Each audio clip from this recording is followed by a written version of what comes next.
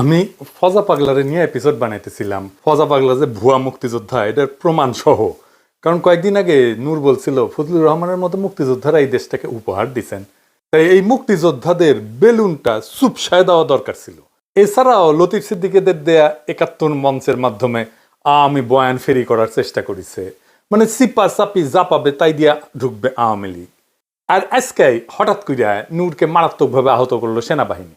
হ্যাঁ, সেনাবাহিনী, পুলিশ কিছু দেখা গেছে, কিন্তু পুলিশের তরফ থেকে কোনো নির্দেশনা যায়নি, গেছে সেনাবাহিনীর তরফ থেকে। যদিও ফজা পাগলারে নিয়ে কিছু করি নাই, কিন্তু এই সমস্ত ঘটনা কিন্তু একই সুতায় বাঁধা। আমি দেখাই দেবো একে একে। আগে দেখি এই হামলায় সেনাবাহিনীর কে কে ছিল। আজকের হামলা হয়েছে লেফটেন্যান্ট কর্নেল রকিব, অধিনায়ক 18 ইস্ট বেঙ্গল, বর্তমানে জেলে থাকা আওয়ামী জেনারেল সালাউদ্দিন মিয়াজির ব্যক্তিগত স্টাফ ছিল, এবং এর সাথে ছিল লেফটেন্যান্ট কর্নেল আফজালুর রহমান। এই দুইজনের সরাসরি নেতৃত্বে এই হামলাটা হয়েছে। আর হামলার মূল হোতা, মানে যার কাছ থেকে পারমিশন এসেছে, সে হচ্ছে 9ম পদাতিক ডিভিশনের জিওসি মেজর জেনারেল আসাদ আর এক আওয়ামী লেসপেন্সার। তার আদেশেই রকিব আর আফজাল হামলাটা করছে। গণ অধিকারের অফিসের ভিতরে ঢুকে আসবাবপত্র ভাঙচুরের পাশাপাশি টয়লেট ভেঙেও নেতাকর্মীদের উপরে হামলা করছে সেনাবাহিনী।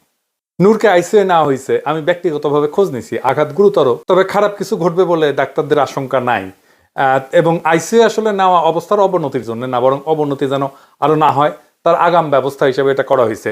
আমি সবাইকে আহ্বান করব নূরের দ্রুত আরোগ্যের জন্য আপনারা সবাই দোয়া করবেন, যেন বেচারার কোনো ধরনের সমস্যা না হয়। নূরকে এমনভাবে পেটানো হয়েছে যা আগে কখনো কোনো রাজনৈতিক দলের প্রধান নেতাকে করা হয়নি, সেটা যত ছোট দলই হোক না কেন। গণ অধিকারের অফিসে কেন হামলা করলো? পেটানোর পরে জুলাই আন্দোলনের পক্ষের একটা রাজনৈতিক দলের অফিসে আর্মির হামলা এই প্রথম। কেন করলো এটা আমরা মিলাই দেখবো। এখন প্রশ্ন হইতেছে যে কেন হইল। বিশেষ করে নূর যখন ওয়াকারের পক্ষে সবসময় দাঁড়াইছে, আর্মির পক্ষে দাঁড়াইছে সবসময়, হাসনাতের সাথে যখন ওয়াকারে সে বিতর্ক হইল না, নূর ওয়াকারের স্পোক্সম্যান হয়ে উঠলো। সে কইল ওয়াকারের ডাকে যায় নাই, ছাত্র নেতারা নিজে নিজেই গেছে। দেখেন ওই সময় নূর কি বলছিল সেটা একটু বলি। মানে আর্মিরে পাম দিয়া নূর বলছিল 5ই আগস্টের অভ্যুত্থানে সেনাপ্রধান ওয়াকারুজ্জামান গুরুত্বপূর্ণ ভূমিকা রাখছিলেন। 90 স্বৈরাচার এরশাদকে যেভাবে তৎকালীন সেনাপ্রধান নুরুদ্দিন খান জানাই দিয়েছিলেন, মিস্টার প্রেসিডেন্ট আপনাকে ক্ষমতা ছাড়তেই হবে, বর্তমান সেনাপ্রধান ওয়াকারুজ্জামানও কিন্তু শেখ হাসিনার আত্মীয় হইয়াও তাকে 4ই আগস্ট জানাই দিয়েছিলেন প্রধানমন্ত্রী আপনাকে ক্ষমতা ছাড়তে হবে। আর সেনাবাহিনীকে টার্গেট করে এই ধরনের বক্তব্য আসাটা আমি সম্পূর্ণভাবে উদ্দেশ্যমূলক এবং অভিসন্ধিমূলক বলে মনে করি। এই গণ অভ্যুত্থানে সেনাবাহিনীর বড় একটা ভূমিকা ছিল, যা ভুলে গেলে চলবে না। সেনাবাহিনীর দিছে ওরে শান্টিং, এখনো এটা শান্টিং ভুলে গেলে এখন হয়। আর ভিডিও দেখি, শুনেন।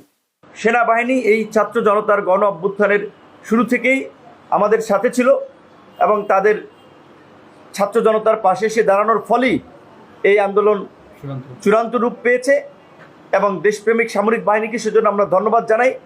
আমরা যে একটা নতুন রাষ্ট্র, নতুন রাজনৈতিক ব্যবস্থা গড়ে তুলতে চাই, সেখানে সামরিক বাহিনী, প্রশাসন, ছাত্র জনতা সকলের অংশগ্রহণ প্রয়োজন। সেখানে সামরিক বাহিনী কিংবা প্রশাসনের মধ্যে এই ধরনের বিশৃঙ্খলা তৈরি করে উস্কানি দিয়ে এটা করা সম্ভব নয়। যারা এগুলো করছে এর পেছনের কারণগুলো খতিয়ে দেখা দরকার। এমনকি এই ম্যাট খাওয়ার আগে, এই কিছুক্ষণ আগে, ম্যাট খাওয়ার কিছুক্ষণ আগে নূর কি বলছিল সেটা দেখি। আমাদের ভিডিও বানায় রাজনীতি খাইয়ে দেবে, এত আম্মকের দল, তারা ভিডিও বানায় আমাদের রাজনীতি খাইয়ে দেবে। আমাদের রাজনীতি এত সস্তা? হ্যাঁ, মির্জা ফখরুল সাহেবকে বানায় ভারতের দালাল, আমির খসরু মাহমুদ চৌধুরীকে বানায় ভারতের দালাল, রুমিন ফারহানাকে নিয়ে ভিডিও বানায়, সালাউদ্দিন সাহেবকে নিয়ে ভিডিও বানায়, জামাতের নায়েব আমির তাহের সাহেবকে নিয়ে ভিডিও বানায়, আমাদেরকে নিয়ে বানায়। তাহলে এই দেশে আর রইলটাকে বাকি? তাহলে তাদের রাজনৈতিক এজেন্ডাটা কি? এই দুষ্ট লোকগুলো সূক্ষ্মভাবে মানুষকে বিভ্রান্ত করছে, মানুষের ব্রেন ওয়াশ করার চেষ্টা করছে। তারা অলিয়া উলিয়া দেখবেন মাঝে মাঝে ইসলামী লাইনে দু একটা কথা বলে, দু একজন হুজুর মাদ্রাসার ছাত্রদের পক্ষে ফেসবুকে স্ট্যাটাস দেয় তাদের ফেসবুক রিচটা, ভিউটা ঠিক রাখার জন্য। তারপরে ওই ভিডিও বানিয়ে সেদিন নাকি শুনেছি ওয়ালটনের কাছে পাঠিয়েছে। এই যে নতুন আরেকটা টাউট দোকান খুলেছে বাংলা এডিশন নামে, সে চালায় নিউ ইয়র্কে উবার, সে এখানে 1.5 কোটি টাকা খরচ করে আপনার লা মেরিডিয়ান হোটেল, লা মেরিডিয়ান 5 স্টারে বাংলা এডিশন নামে ধান্দাবাজির নতুন দোকান খুলেছে। জাতীয় পার্টিকে কিন্তু এখন পর্যন্ত নিষিদ্ধ করা ওইভাবে যায় নাই। কিছুক্ষণ আগে বন্দুকলা গাড়ি দেখেছেন না, এখান থেকে টহল দিয়ে গেছে, তারা ভেবেছে আপনারা যদি জাতীয় পার্টির কার্যালয়ের দিকে যাত্রা শুরু করেন সেই জন্য বন্দুকওয়ালারা একটা টহল দিয়ে গেছে। তাহলে জাতীয় পার্টিকে বন্দুক দিয়ে পাহারা দেওয়া হচ্ছে। জিএম কাদেরের বাসা উত্তরা, এত জায়গায় মব হইল, ওইখানে তো কোনো মব হইল না। তো এই যে যারা মবের পালোয়ান, যারা মব বিভিন্ন জায়গায় ফাটাইলেন, ওইখানে কেন ফাটাইলেন না? আবার সিলেক্টিভ মব করছেন, ফায়দা নেওয়ার জন্য, ধান্দা নেওয়ার জন্য অনেক জায়গায় মব করা হচ্ছে। প্রকৃত অর্থে গতকালকে এই রিপোর্টার্স ইউনিটিতে কার্যত এই সমস্ত বিভিন্ন ব্যানারের মাধ্যমে আওয়ামী লীগকে ফেরানোর কিংবা আওয়ামী লীগকে প্রাসঙ্গিক করার যে একটা প্রক্রিয়া চলছে, সেখানে বাধা দিয়েছেন যৌক্তিক। দেখেছেন তো, মানে ও মব নিয়ে কথা বলতেছে। নূরের পলিটিক্যাল স্ট্যান্ড ছিল pro Waker, pro army, pro মুক্তিযুদ্ধ। কয়েকদিন আগে প্রফেসর ইউনূসের সরকারকে ব্যাকল সরকার বলছে। দেখেন এই এক বছরে এটা কি বলবেন, ব্যাককুল সরকার বলবেন না আহম্মক সরকার বলবেন? এক বছরে কোন জায়গায় নির্বাচিত প্রতিনিধি নেই। ইউনূসের কার্যালয়ে ঘেরায়ের হুঁশিয়ারি দিছিল নূর। ভাঙচং ভাওতাবাজি বাদ দিবেন। ডিসেম্বরের মধ্যে আহত পরিবারকে 8 লক্ষ টাকা এবং নিহত পরিবারকে 1 কোটি টাকা করে আপনারা যদি সহায়তা দিতে ব্যর্থ হন, জানুয়ারিতে আমরা প্রধান উপদেষ্টার কার্যালয় ঘেরাও করবো। আমরা তার মানে গণ অভ্যুত্থানের যে সরকার, সেটার বিরুদ্ধে আর্মির পক্ষে নূরের সবসময় অবস্থান ছিল, যেটা ইন্ডিয়া এবং আওয়ামী লীগের একটা কাঙ্ক্ষিত অবস্থান। এই সরকারকে মেরুদণ্ডহীন এবং দুর্বল বলছে। বলছে 11 মাসে নাকি তারা, মানে প্রেসিডেন্ট ইউনূসের সরকার স্বপ্নকে দুঃস্বপ্নে পরিণত করছে। ডক্টর ইউনূসকে নিয়ে আমরা অনেক আশাবাদী হয়েছিলাম, অনেক স্বপ্ন দেখেছিলাম এবং স্বপ্নের বাংলাদেশ বিনির্মাণ করতে চেয়েছিলাম, কিন্তু 11 মাসে আমাদের স্বপ্ন দুঃস্বপ্নে পরিণত হয়েছে। এই কথা আরো 6 মাস আগেও বলছে, যখন মাত্র 5 মাস হয়েছে সরকারের ক্ষমতা নেওয়ার। দেখেন, শুনেন। 5 মাসেও সরকার এখন পর্যন্ত বিভিন্ন পরিস্থিতি নিয়ন্ত্রণে খুব দক্ষতার পরিচয় দিতে পারে নাই। আবার বলতেছে লেজে গবরে করে ফেলছে 10 মাসে। মানে সে বলতেই আছে, সে 5 মাস পর থেকে এই সমস্ত আলাপ দিতেই আছে। এমন কি এই সরকারকে পুনর্গঠনের দাবি জানাইছে নূর। বলছে যে অন্তর্বর্তীকালীন সরকার মানুষের আকাঙ্ক্ষা অনুযায়ী কাজ করতেছে না, বেশি অক্ষম হইলে ক্ষমতা ছেড়ে দিতেও বলছে। শোনেন, ডক্টর মোহাম্মদ ইউনূসকে বলবো, আপনি যদি কোনো সমস্যা বোধ করেন, আপনি যদি রাষ্ট্র পরিচালনায় কোনো চ্যালেঞ্জ বোধ করেন, সমস্ত রাজনৈতিক দলের শীর্ষ নেতৃবৃন্দকে আপনি ডাকেন, তাদের সাথে খোলামেলা আলোচনা করেন। কারণ আজকে আমরা সমস্ত রাজনৈতিক দল যদি এই সরকারকে সাপোর্ট না করি, সরকার টিকতে পারবে না। এমনকি এটাও বলছে অন্তর্বর্তী সরকারের ক্ষমতা হস্তান্তর শান্তিপূর্ণ হবে কিনা সেটা তার সন্দেহ আছে। তার মানে এরা মাইর খাবে। দেখলেন তো, মাইর খাওয়ার আগেও কথা বলছে মব নিয়ে, যে জিএম কাদেরের বাসার সামনে কেন মব হইল না। আবার শোনান এডিটর সাহেব। জাতীয় পার্টিকে কিন্তু এখন পর্যন্ত নিষিদ্ধ করা ওইভাবে যায় নাই। কিছুক্ষণ আগে বন্দুকওয়ালা গাড়ি দেখেছেন না, এখান থেকে টহল দিয়ে গেছে। তারা ভেবেছে আপনারা যদি জাতীয় পার্টির কার্যালয়ের দিকে যাত্রা শুরু করেন সেই জন্য বন্দুকওয়ালারা একটা টহল দিয়ে গেছে। তাহলে জাতীয় পার্টিকে বন্দুক দিয়ে পাহারা দেওয়া হচ্ছে। জিএম কাদেরের বাসা উত্তরা, এত জায়গায় মব হইল, ওইখানে তো কোনো মব হইল না। তো এই যে যারা মবের পালোয়ান, যারা মব বিভিন্ন জায়গায় ফাটাইলেন, ওইখানে কেন ফাটাইলেন না? আবার সিলেক্টিভ মব করছেন, ফায়দা নেওয়ার জন্য, ধান্দা নেওয়ার জন্য অনেক জায়গায় মব করা হচ্ছে। হাসিনা 2024-এর নির্বাচনের আগে এই নূর কিন্তু জাতীয় পার্টির অফিসে গিয়ে মিটিং করছে জাতীয় পার্টির সাথে। জি, কিন্তু কেন নূর জাতীয় পার্টি নিয়ে বিশেষ করে সোচ্চার হয়ে উঠলো, এটার কোনো ব্যাখ্যা কিন্তু আমি খুঁজে পাই নাই। একটা কারণ হইতেই পারে ব্যক্তিগতভাবে ওর সাথে কোনো সমস্যা আছে। আরেকটা কারণ হইতে পারে জাতীয় পার্টির নেতারা পয়সাওয়ালা মানুষ, তাদের সাথে টাকা পয়সার আবার কোনো লেনদেনের ব্যাপার আছে কিনা সেটা আমি জানি না। তো জাতীয় পার্টির সাথে দৃশ্যমান সমস্যা শুরু হয় 2024-এর নভেম্বরে রংপুর থেকে। নূরের পার্টির বিভিন্ন জায়গায় জাতীয় পার্টির অফিসে হামলা কিন্তু করছে নূরের দলের লোকেরাই। এইবার আসেন আমরা কয়েকটা ঘটনা মিলাই দেখি, হয়তো কিছু সূত্র আমরা পাবো।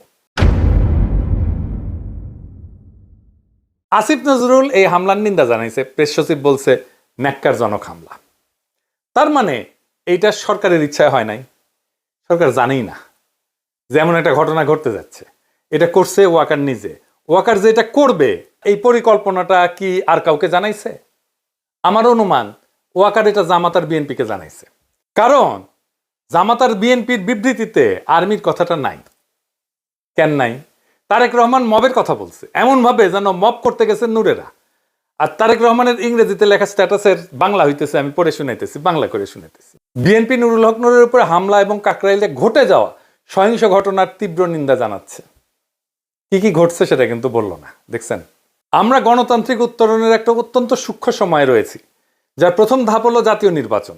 সম্মিলিতভাবে আমাদের নিশ্চিত করতে হবে যেন আজকের মতো অস্থিতিশীল পরিস্থিতি ছড়িয়ে না পড়ে এবং আমাদেরকে গণতন্ত্রের পথ থেকে বিচ্যুত না করে।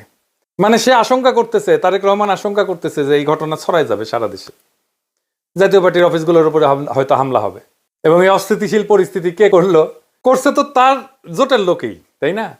গণতন্ত্রকামী সব পক্ষ, যার মধ্যে বিএনপি এবং তার মিত্ররা অন্তর্ভুক্ত, মানে নূরের দলের কথা বলতেছে, তাদের সংযম এবং সহনশীলতা প্রদর্শন করতে হবে। গত বছরের গণ আন্দোলনের প্রকৃত চেতনা জাগ্রত রাখতে হবে। দেশকে বর্তমান অস্থিরতার শৃঙ্খল থেকে মুক্ত হইতে হবে। বাংলাদেশকে আগায় নিতে হইলে আমাদের এই যে মবের সংস্কৃতির বিপরীতে সতর্ক থাকতে হবে, আইনের শাসন প্রতিষ্ঠা করতে হবে এবং একটা শান্তিপূর্ণ স্থিতিশীল দেশ গড়ে তুলতে হবে। কেবল জনগণকে গণতান্ত্রিক পথে ক্ষমতায়ন করা এবং সবার জন্য ন্যায় বিচার, সমতা ও মর্যাদা নিশ্চিত করার মাধ্যমেই আমরা ঐক্যবদ্ধ জাতি হিসেবে সাফল্য অর্জন করতে পারি। আমি নূরের দ্রুত সুস্থতা কামনা করছি এবং সরকারের প্রতি আহ্বান জানাচ্ছি যেন ঘটনাটির আইনানুগ তদন্ত পরিচালনা করা হয়। আর্মির কথা আছে নাই, এর মানে কি? মানে মার খাইছো, ফাঁসি খেয়ে থাকো। জামাতও তাই, বলে নাই কে মারছে। দেখেন, অত্যন্ত দুঃখজনক হইলে সত্য যে আর্মির ভূমিকা ইচ্ছা করে এড়ায় যাওয়া হয়েছে। ভাসুর হয়তো আর্মি, তাই তার নাম মুখে আনে নাই। তবে জুলাইয়ের তারুণ্য এই বিপদটাকে সঠিকভাবে উপলব্ধি করতে পারছে। এই ইস্যুতে একযোগে কথা বলছে। ওয়াকার আসলে আজকে টেস্ট করছে আমাদের হ্যাডম কতটুকু।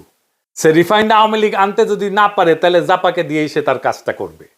ঢাকা বিশ্ববিদ্যালয়ের ছাত্ররা এনসিপি তাৎক্ষণিক মিছিল বের করছে, রাজপথে আসছে, তাদেরকে অভিনন্দন জানাই। খুবই গুরুত্বপূর্ণ রাজনৈতিক কাজ তারা করছে। এবার দেখেন, একটা খুব ইন্টারেস্টিং জিনিস দেখাই। এইখানে বুঝে যাবেন যে কারা এর পিছনে। পন্দের আলোর নিউজ, খুব ইন্টারেস্টিং। ঘটনা ঘটছে সন্ধ্যায়। গণ অধিকার পরিষদের নেতা নুরুল হক নূরকে গুরুতর আহত করা হয়েছে, ভিডিও ছড়ায় পড়ছে সোশ্যাল মিডিয়ায়। আর প্রথম আলো রাত 11:09 রিপোর্টে নূরের নাম পর্যন্ত নাই। এইটা সে টাইমটা দেখায় দেন। পুরা রিপোর্টটা করছে পুলিশের বরাতে। কেন কেন এটা এড়ায় গেল প্রথম আলোর মতো পত্রিকা? এইবার কানেকশন গুলো ধরতে পারতেছেন? মানে পুরা গেমটা খেলছে ইন্ডিয়া। ফজা পাগলারে মাঠে নামানো, লতিফ সিদ্দিকীরা মাঠে নামালো, আনিস আলমগীরকে মাঠে নামালো, আব্দুল নূর তুষারকে মাঠে নামানো, পান্নাকে মাঠে নামানো, গুলিস্তানে আওয়ামী লীগের ঝটিকা মিছিল, এই সবই একই সূত্রে গাথা। নিঃশব্দে বাংলাদেশ আরাক 111-এর পর থেকে হাঁটতেছে। আজকে ওয়াকার বুঝাই দিছে প্রফেসর ইউনূসের সরকার সে তোদে না। আর তার এটা বুঝাইতে নূরকে স্যাক্রিফাইস করতে হয়েছে। একজনকে পিটাইতে হইতো রাজনৈতিক নেতা, গুরুত্বপূর্ণ রাজনৈতিক নেতা সবাই চেনে কাকে? নূর।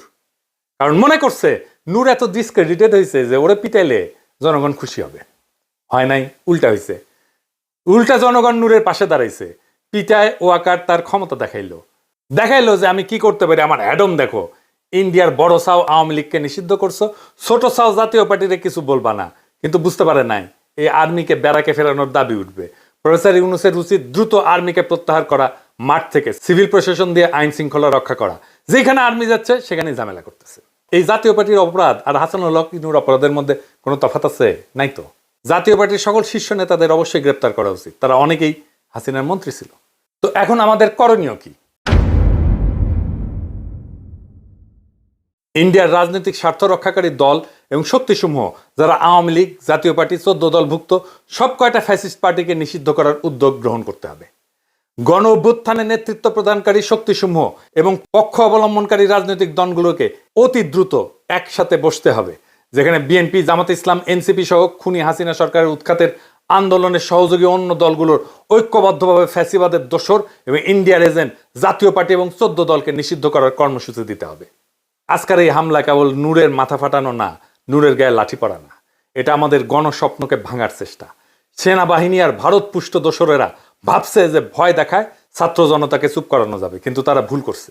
বাংলাদেশের মানুষ ভয় পায় না, ভয় করা ভুলে গেছে। ভয় পাওয়াইছে হাসিনা অনেক দিন, সেই ভয় ভেঙেই হাসিনাকে সে তাড়াইছে। জনগণ পিছু হটবে না, ইতিহাস কাউকে মাফ করে না। আওয়ামী লীগ, জাতীয় পার্টি, 14 দল যে যার রঙে রাঙায় নিজেদের বাঁচাইতে চাইতেছে, তারা সবাই 2024-এর জুলাই বিপ্লবের পরাজিত শক্তির দোসর। আজকে বাংলাদেশকে রক্ষা করতে হইলে এই দোসরদেরকে নিষিদ্ধ করতে হবে। সেনারা ব্যারাকে ফিরুক, আইন শৃঙ্খলা রক্ষা করবে জনগণের সরকার, সিভিল প্রশাসন জনগণের প্রশাসন। আমরা চাই ভারতের দালালি থেকে মুক্ত একটা স্বাধীন রাষ্ট্র, আত্মমর্যাদাশীল রাষ্ট্র। আজকে সকল গণতন্ত্রকামী শক্তিকে এক টেবিলে বসতে হবে। বিএনপি, জামাত, এনসিপি, ছাত্র সমাজ সবাই মিলে ঘোষণা দিতে হবে, আমরা ফ্যাসিবাদের শেষ চিহ্ন মুছে দেব। ফ্যাসিবাদের সহচর সকল রাজনৈতিক শক্তিকে আমরা বাংলাদেশের রাজনীতি করতে দেব না। আমরা ভারতের দালালি ভাঙব।